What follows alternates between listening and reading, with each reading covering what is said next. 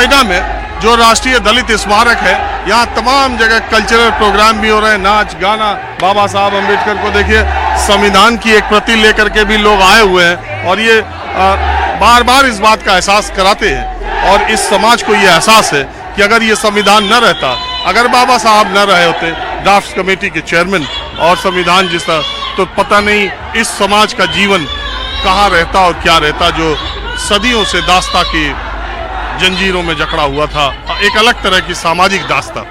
मैं आपसे पूछने आया हूँ, ये जो कल्चरल प्रोग्राम आप कर रहे हैं, इसके पीछे क्या? देखिए, बात यह है, आज बाबा साहब का जन्मदिन है। ये हमारे लिए, बहुजन समाज के लिए और इस देश के सभी लोगों के लिए सबसे बड़ा महापर्व है, राष्ट्रीय पर्व है। इससे बड़ा कोई पर्व है नहीं भारत में।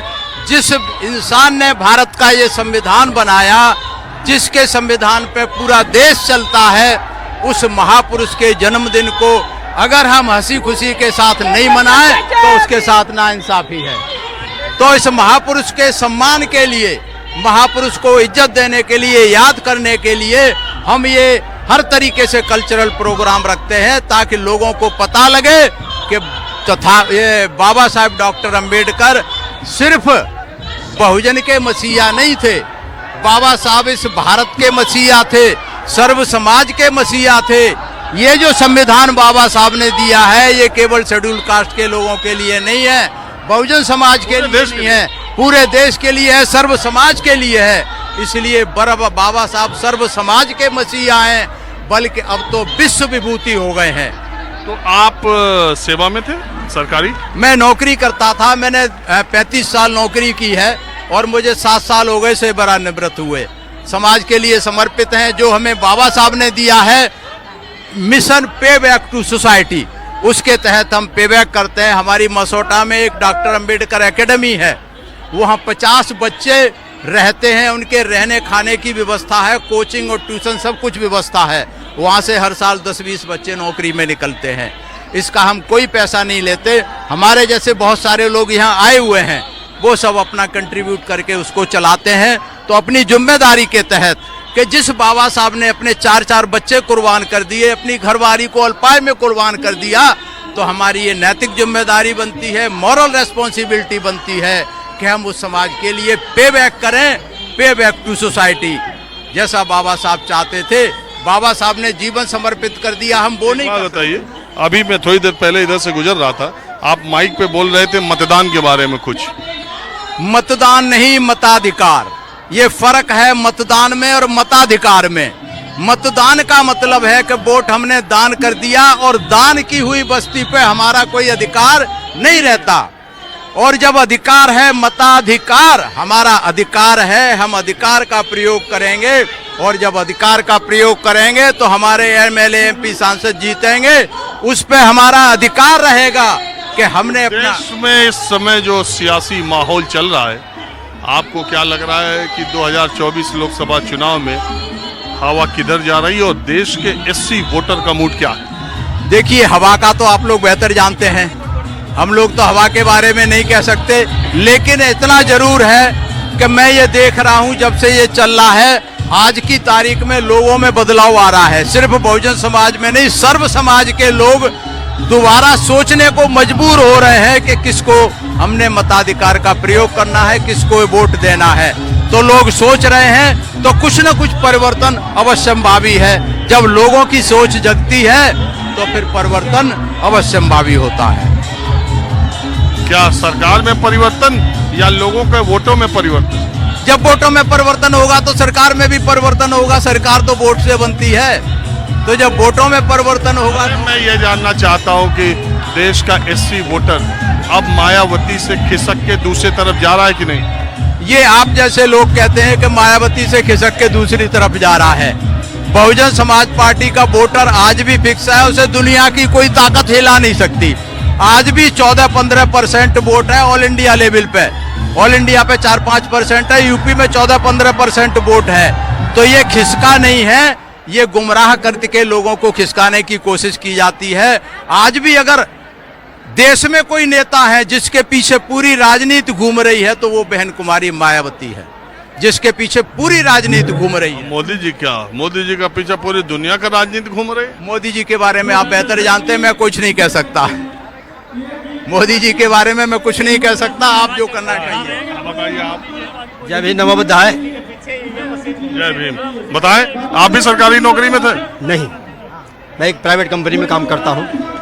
सवाल पूछिए, उसका जवाब दूंगा। अरे देश का सियासी मूड मिजाज किधर है? अच्छा, देश का सियासी जो माहौल है वो निश्चित रूप से चेंज होना चाहिए। पिछले जो 10 साल है उसमें देश का सामाजिक ताना बाना और लोगों की आर्थिक स्थिति बदहाल हुई है और लोगों का जीना मुहाल हुआ है। चाहे वो शैक्षिक स्थिति हो, चाहे आर्थिक स्थिति हो, चाहे सामाजिक स्थिति हो, चाहे स्वास्थ्य की स्थिति हो, चाहे आज सुनिए, आज मोदी जी ने संकल्प पत्र जारी किया। उसमें कहा कि हमने 4 करोड़ लोगों को घर बना के गरीबों को दिया। अगले 5 साल में 3 करोड़ को देंगे। उन्होंने कहा हमने गरीबों को, महिलाओं को उज्ज्वला गैस दिया और अब गैस पाइपलाइन के जरिए गैस पहुंचाएंगे। वो गरीबी खत्म करने के बाद इतने बड़े बड़े वायदे और इतना बड़ा दावा कर रहे हैं और आप कह रहे हैं कि जी, आप घोषणाएं केवल घोषणा होती हैं। वो खुद उनके गृह मंत्री कह चुके हैं, हमारे तो जुमले होते हैं। अर्थात उन्होंने खुद की कही हुई बातें जो कही गई हैं एक भी खरी नहीं उतरी ही है। अच्छा, आप मुझे बताइए, ये जो लाभार्थी कहे जाते हैं जिनको शौचालय, घर, अनाज और पैसे मिल रहे हैं, ऐसे लोग आपके समाज के कितने प्रतिशत अब शिफ्ट हो रहे हैं बीजेपी की तरफ? नहीं, ये तो एक चंद कुछ लोग हैं जिनको लाभ दिया जा रहा है, लेकिन हकीकत अगर आप देखेंगे जो वस्तु स्थिति है वो बिल्कुल डिफरेंट है। जो भारत में पढ़े लिखे लोगों को पढ़ाया नहीं जा रहा है और पढ़ भी गए तो उनको रोजगार नहीं दिया जा रहा है।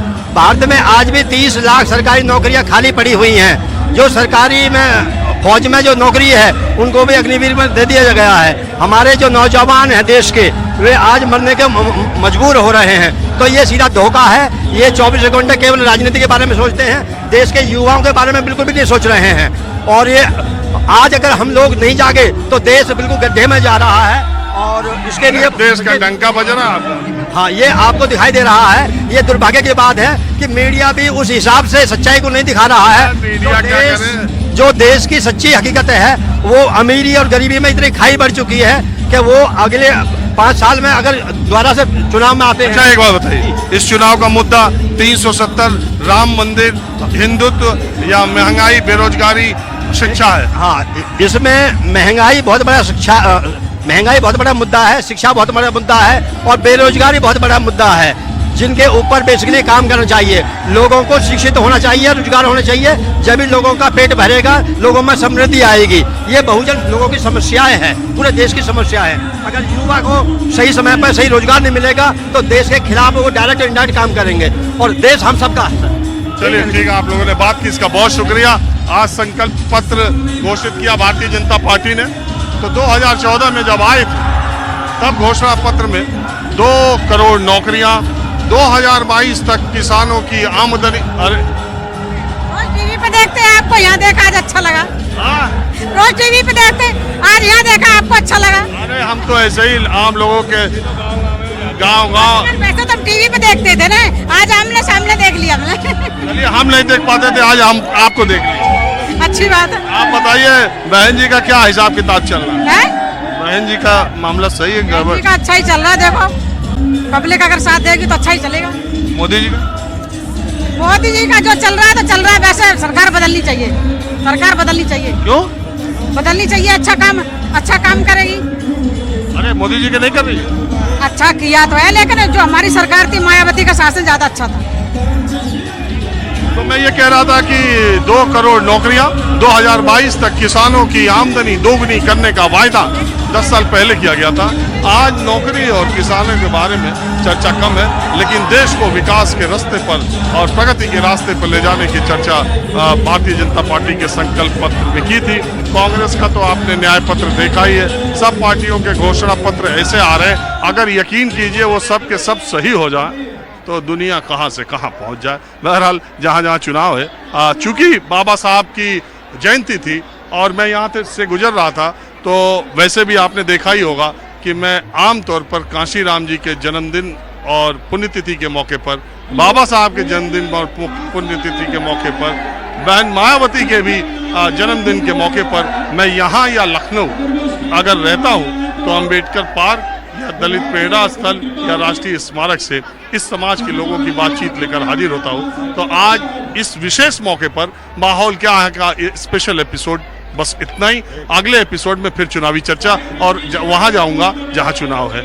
कैमरामैन दीपक दुबे के साथ राजीव रंजन, न्यूज़ 24 नोएडा। को पावर्ड बाय राकेश मसाले।